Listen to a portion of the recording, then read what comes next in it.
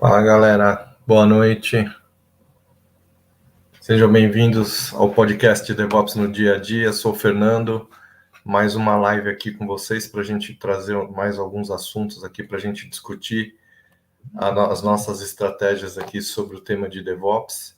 Lembrando que o objetivo do nosso canal aqui é tentar viabilizar para vocês como ajudar vocês a se tornarem um profissional de TI desejado no mercado, entregando software 5 vezes mais rápido, sem comprometer a qualidade, e mesmo que você esteja iniciando essa jornada DevOps do absoluto zero.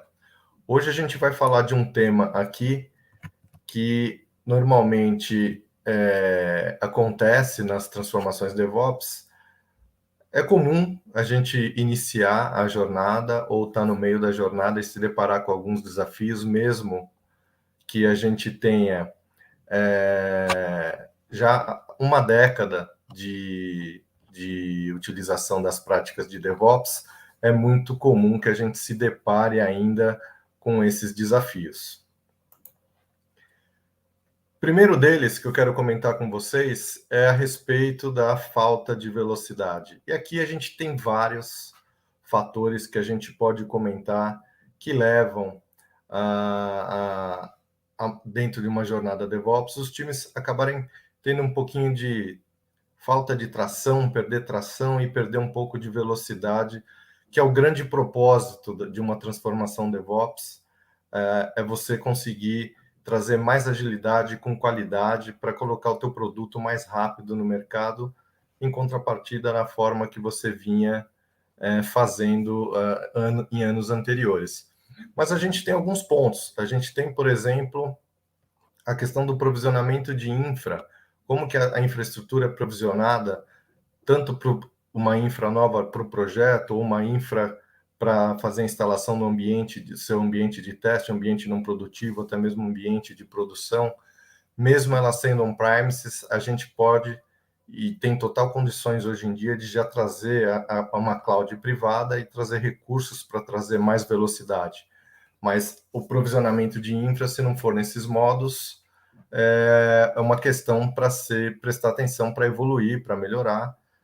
Embora hoje muitas das empresas já tenham adotado a solução de nuvem. A questão é que mesmo adotando a solução de nuvem, você ainda tem algumas empresas em fase experimental, não é toda a empresa ainda que está liberada para trabalhar no ambiente de nuvem, então tem alguns projetos ali ainda que não tem a possibilidade de utilizar o recurso de um provisionamento de infraestrutura mais rápido.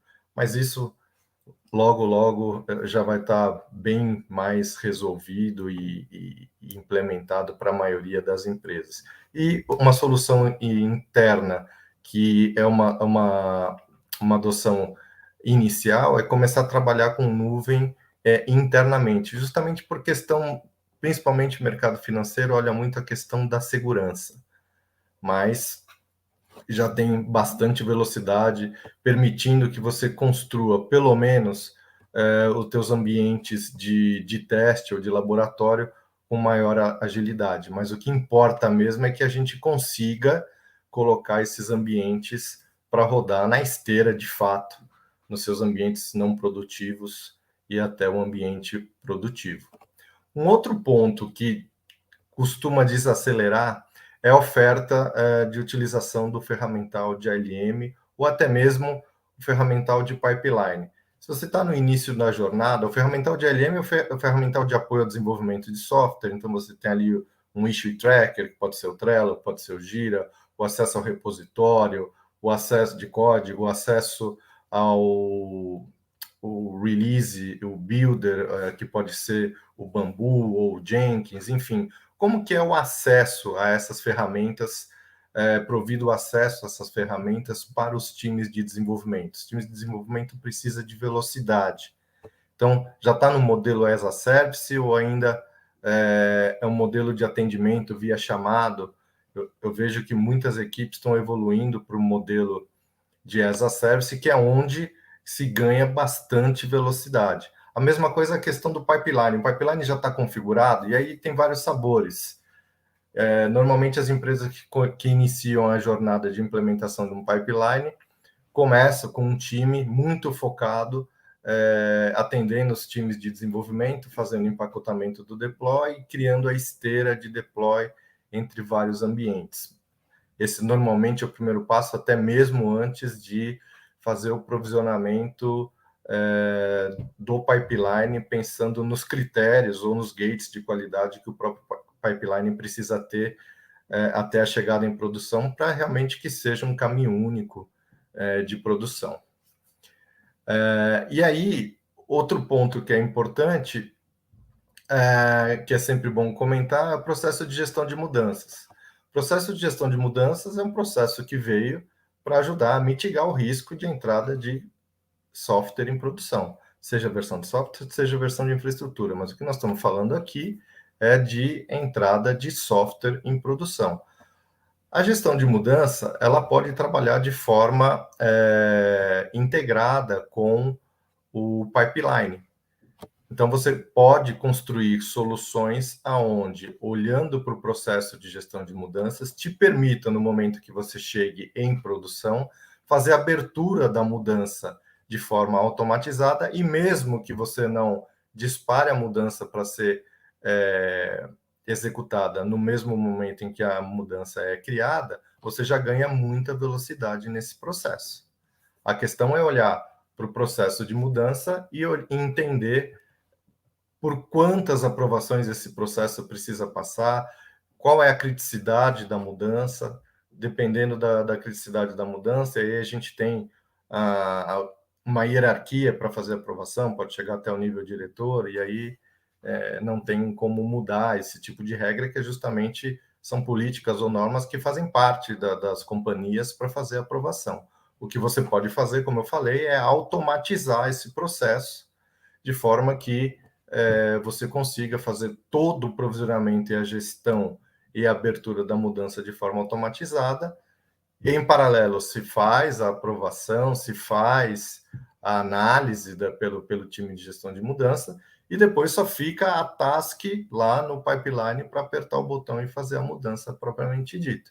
Então, dá para ganhar alguma velocidade aí, mesmo obedecendo todo o critério para prevenção de risco que as companhias oferecem através da gestão de mudança. A gestão de mudança é sempre olhar a questão do nível de aprovação, né? Eu acho que esse é o principal ponto que pode segurar um pouco em termos de velocidade.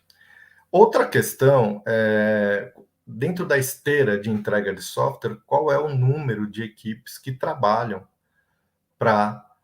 seja para liberar um ambiente de teste, provisionando a infra, provisionando banco de dados, resolvendo o problema de infraestrutura de rede, por exemplo. São muitas equipes que trabalham nesse modelo de esteira de entrega de software, e isso costuma retardar a entrega de software, porque imagina, você precisa fazer a instalação do teu ambiente e liberação da tua versão, passando por todas essas equipes. Para cada uma dessas equipes, você inevitavelmente vai ter que abrir um ticket. Agora, se você começa a fazer um trabalho de mapeamento de toda essa esteira de entrega de software e entender quais são as equipes que são envolvidas e como que a gente pode otimizar para aplicação e entrada de uma ferramenta de orquestração por todas as etapas e caminhos que a tua release precisa passar até chegar em produção, aí você começa, de fato, a ganhar tempo. É o que a gente chama de mapeamento de fluxo de valor ou de value stream, para a gente entender em cada etapa que faz parte da nossa entrega de software, identificar onde está o gargalo para poder fazer a otimização. Isso é super importante para que a gente tenha a possibilidade de ganhar velocidade com qualidade para fazer a entrega de software. Um outro ponto que é bem interessante é a questão do modelo de plataforma, ou platform model. O que significa isso? Significa que você tem uma equipe aonde vai se concentrar a oferta de todos os serviços para os seus times de desenvolvimento. Então, seja infraestrutura, seja banco de dados, seja instalação de deployment de aplicação via pipeline, seja a configuração dos planos de build, acesso às ferramentas de LM, ou seja, você tem uma plataforma totalmente automatizada e por nível de serviço. Então, o desenvolvedor ele não interage mais com as equipes para pedir isso ou pedir aquilo. O desenvolvedor ele tem um painel, ele tem um dashboard, ele tem uma aplicação interna dentro da companhia, aonde você pode, eu quero instalar um ambiente, eu quero banco de dados, eu quero acesso ao repositório de código, eu quero instalar um pipeline com esses recursos. E você tem por trás esse time, que pode ser uma squad, com profissionais de infraestrutura, profissionais de banco de dados, profissionais de engenharia de software, profissionais de ferramental de ALM, profissionais com ferramental de segurança da informação, profissionais com responsável pelo ferramental de deployment, o pipeline, e eles customizam isso usando as APIs dessas aplicações e disponibilizam o serviço via esse modelo de plataforma para os times de desenvolvimento. Esse é um dos principais fatores muito recente em que se consegue realmente escalar a jornada de DevOps dentro das companhias, com agilidade, com segurança, com confiabilidade e para a gente conseguir acelerar a entrega de software até produção sem largar, perder o controle da qualidade. Seguindo aí, pessoal, um outro ponto, um outro desafio que normalmente faz parte da jornada é a falha de atendimento de expectativa. A expectativa é muito importante aqui, porque o que acontece? Tem algumas empresas que geralmente implantam e começam a transformação DevOps, mas numa base limitada. Por que é uma base limitada? Porque eles não conseguem incorporar o processo de cultura e as práticas, novamente aqui falando das práticas, a importância das práticas em cada um dos pilares. Então, a gente tem um conjunto de práticas para Continuous Integration, um conjunto de práticas para o pilar de Continuous Deployment, a gente tem um conjunto de práticas para Release on Demand, e precisa mergulhar, aprofundar no conhecimento dessas práticas e começar a ganhar maturidade e confiança para a aplicação dessas práticas para acelerar o processo de entrega de software com qualidade. E aqui é uma grande sacada, porque a questão de setar expectativas para adoção e transformação não é simplesmente fazer agilidade por agilidade ou adotar DevOps por adotar DevOps. Se não tiver um objetivo claro de negócio, com um objetivo claro que precisa resolver e que essa transformação vai resolver, vai ser mais alguma coisa que você vai fazer dentro da empresa e que os principais executivos não vão estar de olho, não vão dar devida atenção e você não vai conseguir decolar com a aplicação dessas práticas. Então, o que precisa melhorar? É a satisfação do cliente? É o tempo de entrega? É a frequência de entrega?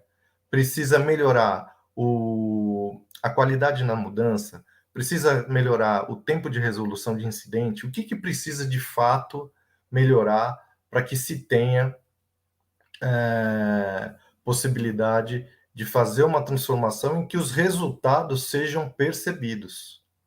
Se não houver essa conexão de necessidade com valor aplicado, passa tempo, investimento e tempo perdido de ambos os lados. O processo acaba não tendo muita valia, não tem engajamento dos times, os times se sentem desmotivados e não se chega a lugar nenhum, não tem objetivo nenhum, não tem resultado nenhum e acaba desmotivando de forma geral. Então, é super importante para fazer uma transformação dessa, setar a expectativa dos objetivos que precisam ser alcançados com essa transformação. Por isso que a gente fala aqui, a mudança de expectativa, até uma continuação.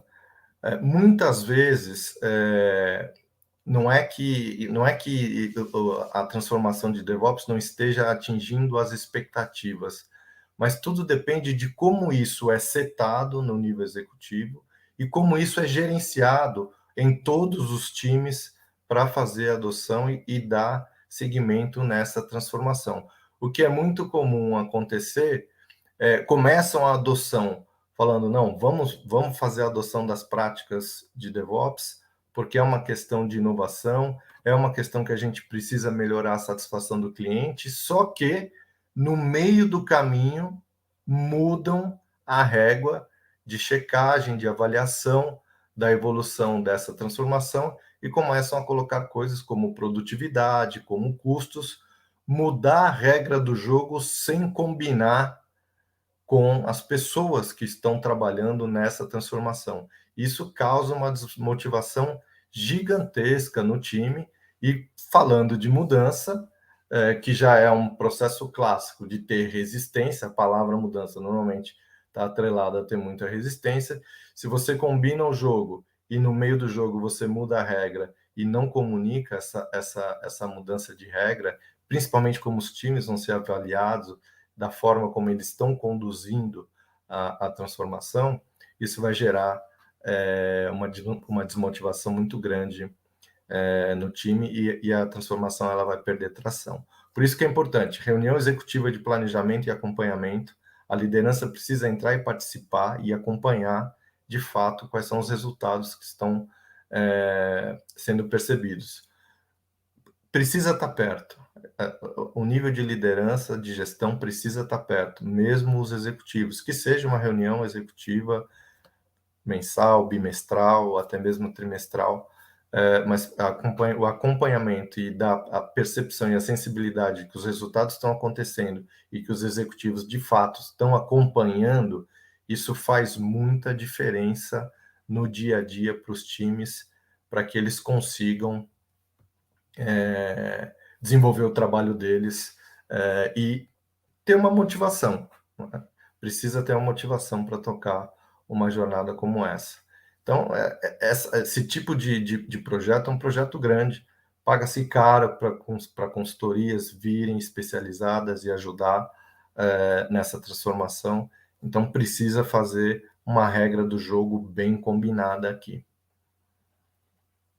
Passando para o próximo ponto, a questão da segurança. A questão da segurança é um ponto que, desde o início da aplicação das práticas de DevOps, a questão de segurança ela é sempre colocada como um ponto, puxa, tem aqui uma questão a ser resolvida com o time de segurança. E faz todo sentido, porque segurança é uma coisa super crítica para qualquer companhia. Sofrer um ataque cibernético, independente do ramo de negócio que você tenha, significa perder informação, perder grana, ter a imagem manchada no mercado, e isso faz com que, obviamente, os negócios percam a sua rentabilidade, principalmente a maioria das empresas hoje cotadas com ações em bolsa, enfim. Mas essa questão da segurança, ela é importante justamente pelo fato de que, embora haja essa divergência entre os times de desenvolvimento e os times de segurança, no seguinte sentido, a percepção de que os caras não querem que eu faça a implantação, porque colocam tanto mecanismo de checagem, de segurança, etc., mas é muito importante ter a percepção de trabalhar com esses caras, integrar a segurança da informação no ciclo de vida do software, e isso é bem bacana fazer desde o momento em que o desenvolvedor está fazendo as suas linhas de código, colocar uma ferramenta que faça análise de vulnerabilidade e que você, dentro do teu processo de esteira de entrega de software, você consiga colocar critérios para que se meça a análise de qualidade e faça com que você corrija o mais rápido possível. Então, quando você permite esse tipo de coisa, você está fazendo com que, no momento em que o desenvolvedor esteja produzindo o software no dia a dia, ele já vá detectando e corrigindo as vulnerabilidades que são encontradas. Então, é muito bacana trabalhar junto com a segurança da informação, e aqui tem algumas oportunidades, dá para se fazer uma squad junto do time de ferramental, com o time de segurança da informação, criar uma comunidade, trazer os desenvolvedores para perto. O time de segurança tem um olhar muito diferente, é muito bacana participar desse processo junto com os caras, para eles ajudarem a resolver as vulnerabilidades, passar o ensinamento de como resolver as vulnerabilidades, por que aquela vulnerabilidade que foi detectada como crítica, ela é crítica, e aí começa de forma orgânica para dentro da companhia a gente espalhar esse conhecimento de segurança da informação. É legal fazer a implantação das ferramentas, trazer os desenvolvedores, tem algumas práticas que podem ser utilizadas, como, por exemplo, eleger um representante dos times, para cada time de desenvolvimento, você eleger um representante para participar mais próximo dessa implantação, depois abre para a comunidade, é o que a gente chama de Security Champion. Isso anima, ajuda a engajar os caras. Quando você coloca os caras numa sala junto com os times de segurança e faz um scan código e traz o time de segurança para explicar ponto a ponto da questão da vulnerabilidade, você tem um resultado muito significativo de aprendizado e começa a tirar aquela resistência que as pessoas têm do time de segurança. Eu passei por essa experiência e posso falar que o resultado é muito positivo e vale a pena investir nessa questão. E começar a aplicar o DevSecOps, né? O SEC de segurança, trazer essa parte de análise de vulnerabilidade o mais cedo possível para dentro do teu desenvolvimento no dia a dia. Então, você tem colaboração entre os times de desenvolvimento e de segurança. Você pode... As ferramentas, elas permitem que você habilitem plugins na IDE de programação. Então, no momento que você está... antes de gerar o build, no momento que você está escrevendo o código, já tem inteligência para detectar a vulnerabilidade. Então, é muito bacana fazer essa integração. E a integração entre os times. É fundamental que haja integração entre os times para que isso possa fluir de uma maneira mais ágil, mais segura. Um outro ponto, a questão dos silos.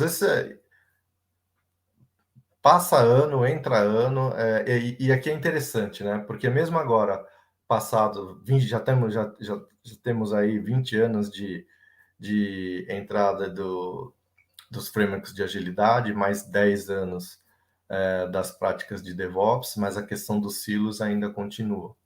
E aí as coisas se transformam, né? Porque você vê, você consegue colocar a aplicação do formato de agilidade em escala, trabalhando em cadeia de valor, com um conjunto de times, de squads, trazendo os executivos, trabalhando como se fosse uma business unit ali, tudo mais próximo, com mais agilidade, mas esses times ainda dependem das áreas intermediárias para se realizar algumas atividades para disponibilizar o software, como eu falei lá no início, no primeiro slide. Adotando um modelo de plataforma, você ganha agilidade, você ganha mais tração para poder destravar essa questão de abre e fecha ticket com as equipes intermediárias. Mas isso também não é da noite para o dia. Empresa de médio, grande porte, precisa, para montar esse time, para poder gerar valor oferecendo esse tipo de serviço, precisa montar um time dedicado, como se fosse uma squad, e esse precisa ter um cara com a visão de Product Owner, o que a plataforma vai construir, quais são os primeiros serviços. Não adianta tentar fazer tudo de uma vez, precisa escolher alguns serviços iniciais, falar muito com a comunidade de desenvolvimento para entender qual é a necessidade deles, como que a automação, como que o serviço precisa ser oferecido, construir, entregar, medir e melhorar. Não tem jeito, mas de alguma forma precisa começar. Essa é a melhor forma e alavanca. Aí a alavanca destrava, realmente destrava, e aí vai ter um benefício bem grande, porque os desenvolvedores vão sentir que eles estão livres para fazer o desenvolvimento e eles têm tudo o que eles precisam no momento que eles precisam. É claro que, de novo, precisa ter uma maturidade, em algum momento começar e ganhar maturidade para oferecer esse tipo de serviço. Não é o tipo de coisa que se constrói do dia para a noite, mas tem muito valor em fazer uma entrega, ter um ambiente como esse de serviço self-service para os times de desenvolvimento. O próximo ponto é com relação à tecnologia legada. Aqui é um dos pontos clássicos também, onde a maioria das empresas tem sistemas legados, obviamente, são sistemas que estão aí há anos, são sistemas que rodam o negócio das companhias, e para isso, mesmo com toda a velocidade de novas tecnologias, tanto para infraestrutura como para arquitetura sistêmica, é necessário manter uma infra antiga, manter esses sistemas legados, porque eles fazem parte do core business das empresas. Então, uma coisa que é importante aqui é pensar como que eu consigo, já que é um sistema importante para o meu negócio, o desafio aqui é pensar como que eu começo a incorporar esse sistema dentro das novas tecnologias para ter benefício justamente da agilidade e da velocidade e segurança que essas novas tecnologias permitem no desenvolvimento e entrega de software.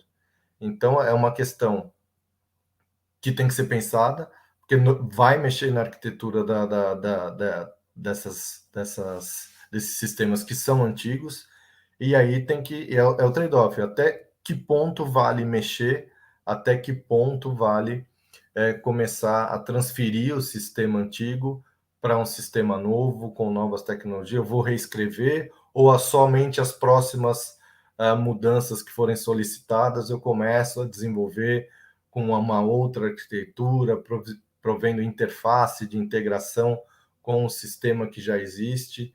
Então, esse realmente é um desafio gigantesco pelos quais as empresas trabalham, passam, e é muito difícil. E é muito difícil, às vezes, tomar uma decisão pela complexidade do sistema, pela criticidade que ele representa, enfim. E aí tomar uma decisão como essa, que também não é fácil, rápida de tomar, pode retardar um pouco. Mas faz parte do dia a dia. Uma outra questão é a falta de treinamento. Então, treinamento é importante, tanto das práticas de DevOps, é possível fazer treinamento para os executivos em alto nível, explicar o porquê da abordagem. É possível fazer um treinamento mais técnico de coordenador, gerente, para todos os times técnicos. Então, dá para fazer vários sabores de treinamentos aí para explicar qual é a abordagem, o roadmap de implantação, por onde se começa uma implantação, como se começa uma adoção. Então, a grande questão aqui que além dos analistas que normalmente participam dos treinamentos, é muito importante que os gestores participem para entender a linguagem, a abordagem, e eles mesmos vão bater o martelo para decidir como a transformação vai acontecer dentro da companhia. Então, é fundamental que eles participem por uma rodada de treinamento, mesmo que seja em alto nível.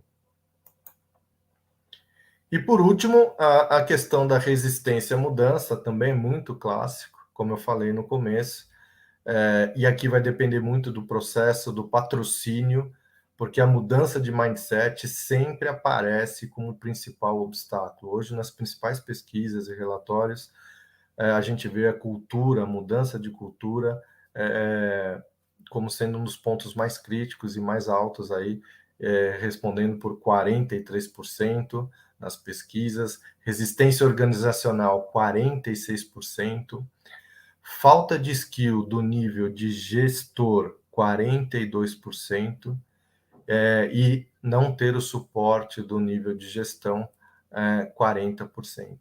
Então, é muito importante saber como lidar com essa transformação. A transformação, ela traz oportunidades.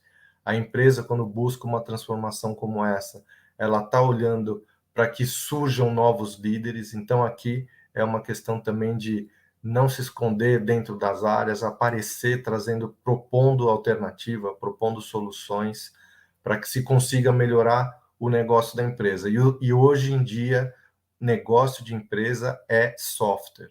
Então, aqui a questão é colocar funcionalidades que se transformam na forma de produtos e serviços para o mercado de forma ágil e confiável. Esse é o grande objetivo de toda a companhia hoje em dia, para rodar melhor o seu negócio e alavancar os negócios. Então, para a gente fechar aqui, para a gente entender o ponto do bate-papo desse canal, dessas lives que a gente está fazendo, é justamente para você que é um profissional de TI, você quer se tornar um profissional de TI desejado no mercado, entregando software 5 vezes mais rápido, sem comprometer a qualidade. Me segue nas redes sociais, esse é o objetivo, esse é o propósito pelos quais a gente está trabalhando para disseminar essa cultura e passar essa abordagem, esse ensinamento para você ter um upgrade na tua carreira e para você conseguir ajudar a tua companhia a entregar os resultados que ela precisa. Legal, pessoal? Então a gente se vê, mas na semana que vem a gente vai ter novos encontros e a gente vai conversar e vai trazer novos temas aqui para vocês. Até mais!